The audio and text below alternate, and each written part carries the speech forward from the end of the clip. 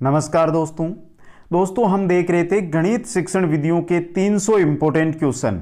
दोस्तों आज हमारा रहेगा भाग नंबर 6, जिसके अंदर हम देखेंगे 151 से लेकर 180 तक के इंपॉर्टेंट क्वेश्चन। हर एक जो एग्जाम होती है उन सभी एग्जामों के लिए ये बहुत ही इंपॉर्टेंट क्वेश्चन है। दोस्तों अगर 300 क्वेश्चन आप ये देख लेते हैं, पढ़ लेते हैं या इनको याद कर लेते हैं तो एग्जाम में इनसे बाहर आपको क्वेश्चन नहीं मिलेगा। तो चलते हैं दोस्तों क्वेश्चनों की ओर। आप सभी का मैं स्वागत करता हूं YouTube channel Kuchaman online classes पर। अभी तक अगर आपने चैनल को सब्सक्राइब नहीं किया तो चैनल को सब्सक्राइब करें और इस वीडियो को लाइक और शेयर जरूर कर दें। 151 नंबर क्वेश्चन है दोस्तों, आपकी स्क्रीन पे है। गणित शिक्षण में कक्षोपयोगी उद्देश्यों के निर्धारण में कौन से बिंदुओं को ध्यान में रखना आवश्यक है? उद्देश्यों के निर्धारण, गणित शिक्षण के अंदर कक्षा के लिए जो उपयोगी है उद्देश्य, उनके निर्धारण में कौन से बिंदु है इनमें से उनको ध्यान में रखना आवश्यक है दोस्तों। तो देखते हैं ऑप्शन। पहला है आपका विषय वस्तु की विशेषताएं, इसको ध्यान में रखना जरूरी है। विद्यार्थियों का स्तर और अपेक्षित व्यवहारगत परिवर्तन, इन तीनों को ही जो उद्देश्य का निर्धारण किया जाता है इन तीनों ही बिंदुओं को ध्यान में रखना चाहिए। 4 नंबर ऑप्शन आपका उपरोक्त सभी यहां पे सही रहेगा। इंपॉर्टेंट क्वेश्चन है एग्जाम की दृष्टि से मित्रों ये। नेक्स्ट क्वेश्चन में चलते हैं। क्वेश्चन नंबर 152 है मित्रों। छात्र विद्यालय में रहकर जो कुछ सीखता है उसकी जांच हेतु जो परीक्षाएं आयोजित की जाती है वे कहलाती है।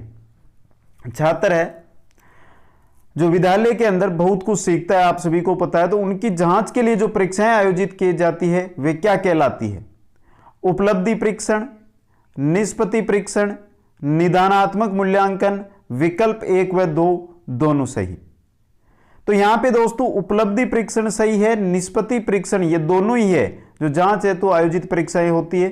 लेकिन दोस्तों निदानात्मक मूल्यांकन की अगर यहां पे हम बात करें तो निदानात्मक मूल्यांकन है मित्रों, ये तो कोई समस्या का पता लगाने के लिए किया जाता है, तो ये नहीं है। आपका 1 नंबर और 2 नंबर ऑप्शन यहां पे सही रहेगा। ऑप्शन नंबर 4 विकल्प 1 व 2 दोनों यहां पे सही है। नेक्स्ट क्वेश्चन में चलते हैं।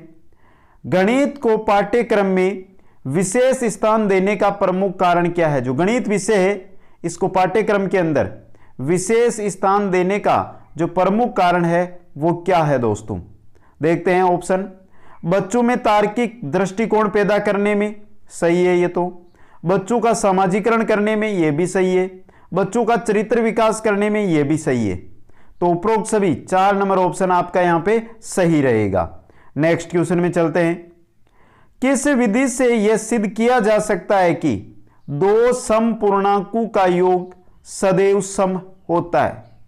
कौन सी विधि आप प्रयोग में लेंगे जिससे आप यह सिद्ध कर पाएंगे कि 2 समपूर्णांक जैसे 2 + 2 का योग हमेशा एक सम संख्या यानी 4 सम संख्या होता है दोस्तों?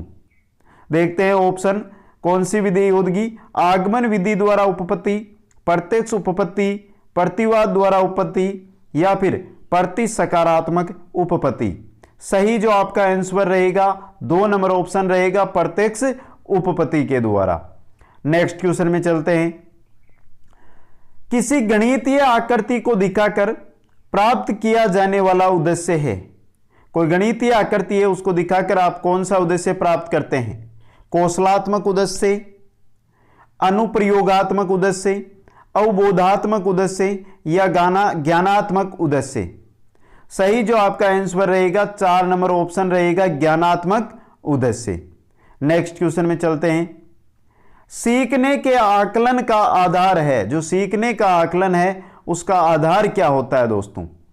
पुनर्स्मरण, जैसे कि तैसा लिख देना, व्यवहारिक परिवर्तन, व्याख्या कर सकना। दोस्तों सीखने के आकलन का आधार होता है व्यवहारिक जो परिवर्तन होते हैं ये दोस्तों। 3 नंबर ऑप्शन आपका यहां पे सही रहेगा। नेक्स्ट क्वेश्चन में चलते हैं। 157 नंबर क्वेश्चन है। कक्षा में गणित शिक्षण के साथ साथ आयोजित की जाने वाली मासिक परीक्षाओं की आवश्यकता होती है, क्यों होती है? छात्रों की कमजोरी दूर करने के लिए, छात्रों को वार्षिक परीक्षाएं उत्तीर्ण कराने के लिए, छात्रों की गणित विषय के प्रति रुचि बढ़ाने के लिए, छात्रों को अधिक से अधिक अभ्यास कार्य करवाने के लिए। तो सही रहेगा आपका यहां पे 4 नंबर ऑप्शन, छात्रों को अधिक से अधिक अभ्यास कार्य करवाने के लिए दोस्तों। नेक्स्ट क्वेश्चन में चलते हैं। गणित शिक्षण में कौशलात्मक उद्देश्य के विशिष्टीकरण का उदाहरण है, विशिष्टीकरण का, कौशलात्मक उद्देश्य के विशिष्टीकरण का उदाहरण कौन सा है दोस्तों? तुलना करना, निष्कर्ष निकालना, गणितीय आकृतियां बनाना, उपरोक्त में से कोई नहीं। बात हो रही है कौशलात्मक उद्देश्य के विशिष्टीकरण का उदाहरण, तो रहेगा आपका गणितीय आकृतियां बनाना। 3 नंबर ऑप्शन सही रहेगा। नेक्स्ट क्वेश्चन में चलते हैं। मंद बुद्धि छात्रों के स्तर में सुधार हेतु उपयोगी परीक्षा है। जो छात्र है वो मंद बुद्धि है, उनके स्तर में अगर आप सुधार करना चाहते हैं तो सबसे पहले कौन सी परीक्षा यहां पर लेंगे दोस्तों आप? मंद बुद्धि परीक्षण, निदानात्मक परीक्षण, सृजनात्मक परीक्षण, विश्लेषणात्मक परीक्षण। सही ऑप्शन रहेगा 2 नंबर यहां पे निदानात्मक परीक्षण दोस्तों, जिससे जो मंद बुद्धि छात्र है उनके स्तर को सुधार करने के लिए पहले उनकी जो समस्या है उसका कारण पता करेंगे और फिर उसको कैसे दूर किया जा सकता है इसके बारे में काम करेंगे। नेक्स्ट क्वेश्चन की ओर चलते हैं। क्वेश्चन नंबर 160 है। शिक्षण उद्देश्यों के निर्धारण में आवश्यक मानदंड है। शिक्षण उद्देश्यों जो है उनके निर्धारण के लिए आवश्यक मानदंड क्या है दोस्तों? पहले देखते हैं ऑप्शन। छात्र की आवश्यकता, सही है, ये मानदंड है, आवश्यक है ये। समाज की आवश्यकता, ये भी आवश्यक है। विषय वस्तु की प्रकृति, ये भी आवश्यक है। तो 4 नंबर ऑप्शन उपरोक्त सभी यहां पे आपका सही रहेगा। मित्रों, यह है हमारा गणित शिक्षण विधियों के 300 महत्वपूर्ण प्रश्नों का भाग नंबर 6। इससे पहले हमने भाग 1 से लेकर 5 तक अपलोड कर दिए हैं। 150 क्वेश्चन अगर आपने अभी तक नहीं देखे हैं तो दोस्तों प्ले लिस्ट बनी हुई है गणित शिक्षण विधियां, उसमें जाकर आप सभी वीडियो है वो देख सकते हैं। नेक्स्ट क्वेश्चन की ओर चलते हैं। क्वेश्चन नंबर 161 है। हल की व्याख्या कर सामान्य निष्कर्ष निकालना किस व्यवहारगत शिक्षण में सम्मिलित है? हल की व्याख्या कर सामान्य निष्कर्ष निकालना ज्ञानोपयोग, व्यवहारगत शिक्षण में शामिल होगा ज्ञानोपयोग में। नेक्स्ट क्वेश्चन में चलते हैं। सामान्य से विशिष्ट की ओर का सिद्धांत लागू होता है। सामान्य से विशिष्ट की ओर कौन सी विधि के अंदर है जो सिद्धांत लागू होता है दोस्तों? निगमन विधि के अंदर। 3 नंबर ऑप्शन आपका सही रहेगा। नेक्स्ट क्वेश्चन है। निम्नांकित में दर्शे सर्वे सामग्री है, इनमें से दर्शे सर्वे सामग्री कौन सी है दोस्तों? जो दिखाई भी दे, सुनाई भी दे। बात करते हैं तो यहां पे सही रहेगा आपका टेलीविजन। 3 नंबर ऑप्शन, टेलीविजन आपको दिखाई भी देता है और सुनाई भी देता है। नेक्स्ट क्वेश्चन में चलते हैं। मूल्यांकन हेतु अपनाई जा सकने वाली विधियां या तकनीक है, कौन सी है जो मूल्यांकन हेतु हम अपना सकते हैं? देखते हैं ऑप्शन।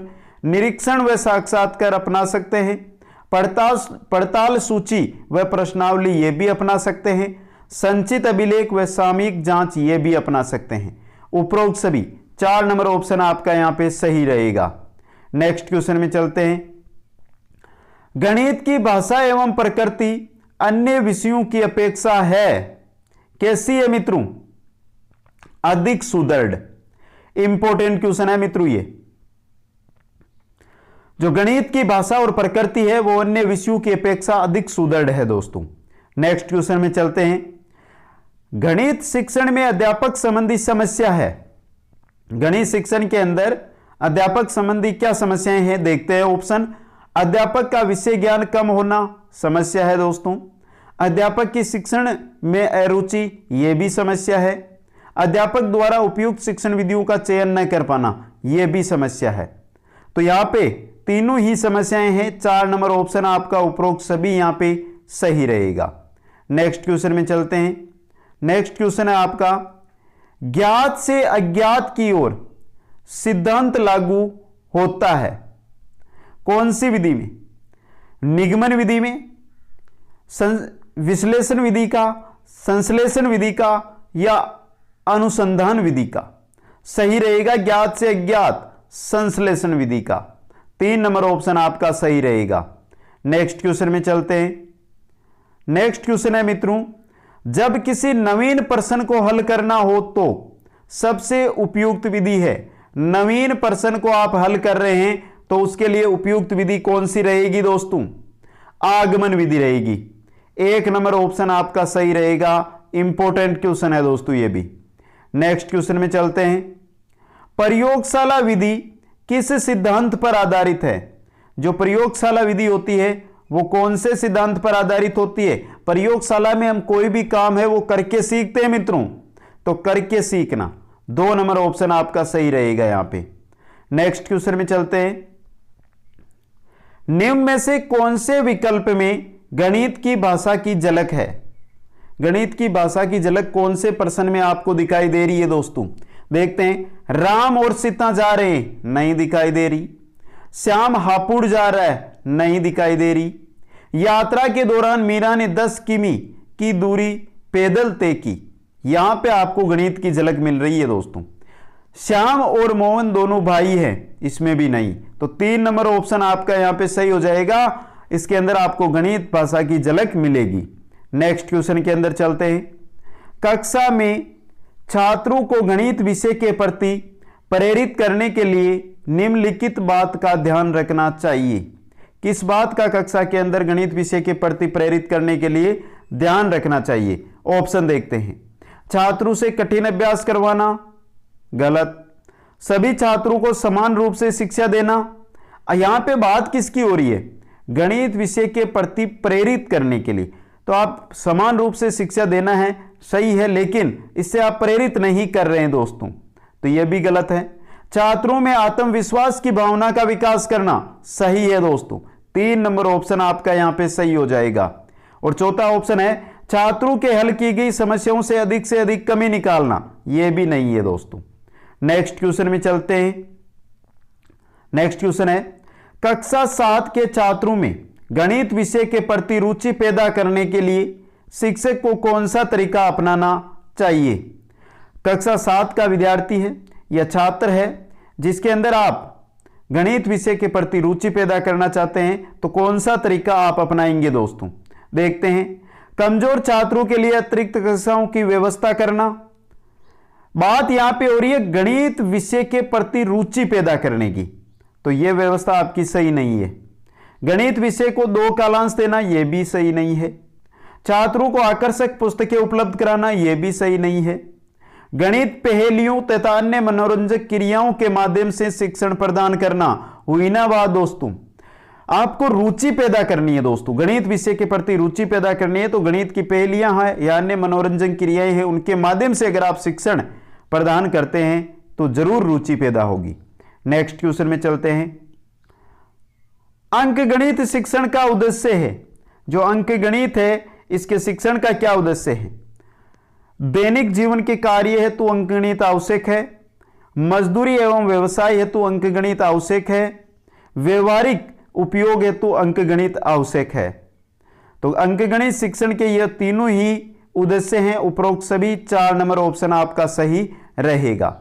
नेक्स्ट है 174 नंबर क्वेश्चन हमारा, गणित की सर्वप्रथम विकसित शाखा कौन सी है? अंकगणित, बीजगणित, सांख्यिकी या ज्यामिति? सही रहेगा 1 नंबर ऑप्शन। जो गणित है इसकी सर्वप्रथम विकसित शाखा है वो है आपकी अंकगणित मित्रों। और इंपॉर्टेंट क्वेश्चन है, बहुत सारे एग्जामों में यह क्वेश्चन आ चुका है। नेक्स्ट क्वेश्चन में चलते हैं, ज्यामिति की किसी प्रमेय का हल ज्ञात करने के लिए प्राय निम्नलिखित विधि का प्रयोग होगा। ज्यामिति की कोई प्रमेय है, उसको हल करना है, तो कौन सी प्रमेय का या कौन सी विधि का आप प्रयोग करेंगे दोस्तों? निगमन विधि, आगमन विधि, विश्लेषण विधि या संश्लेषण विधि? ज्यामिति की प्रमेय है मतलब संश्लेषण विधि का आप प्रयोग करेंगे। 4 नंबर ऑप्शन आपका सही रहेगा। नेक्स्ट क्वेश्चन में चलते हैं, किस विधि द्वारा अर्जित ज्ञान स्थायी नहीं होता है?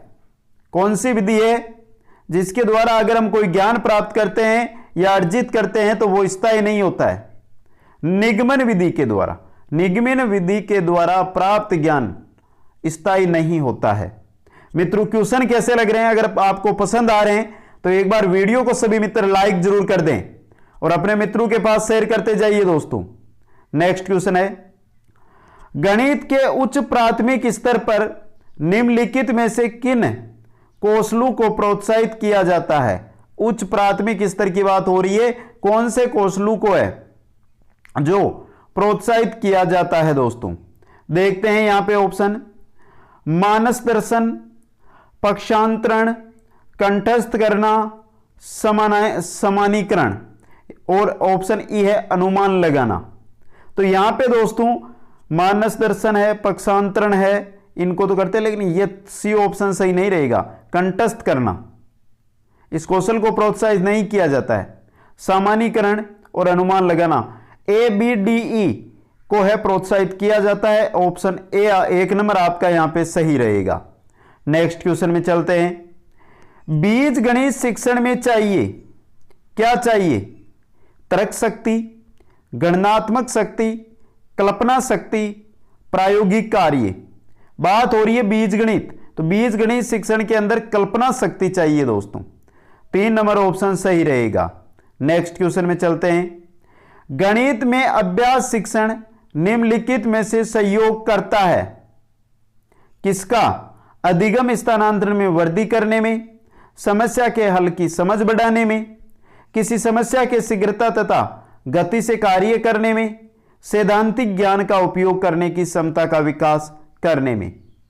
गणित में जो अभ्यास कार्य है, अभ्यास शिक्षण है, वो सहयोग करता है समस्या के हल की समझ बढ़ाने में। 2 नंबर ऑप्शन सही रहेगा।